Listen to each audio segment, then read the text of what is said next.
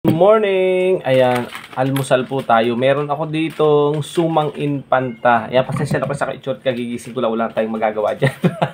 Ang mahalaga, kakain tayo ng paborito kong sumang infanta. Ayan, pagkagising ko, pagdating ko dito sa table, yung dalawang bata ay kinakain na ang aking paboritong suman.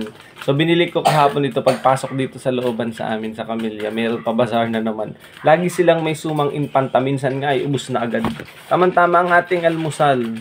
Napakasarap nito. Paboritong-paborito at lagi kong hanap ang sumang infanta. Ang sarap kasi. Ayan, oh, tamang-tama. Magpapasko na tayo ay nakasuman. Ayan, kaya tayo. Masarap kasi yung suman kahit walang ano. Masarap na siya. Kahit walang asukal na sausawan. Siyempre, pagka may mga ganito, hindi mawawala ang kapartner na kape.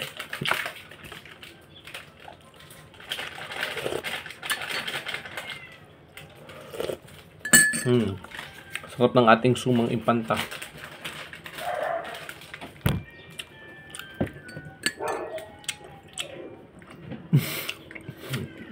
Ang dami ako mauubos na ganito kadami. Ate. Water. Ready. Kain tayo.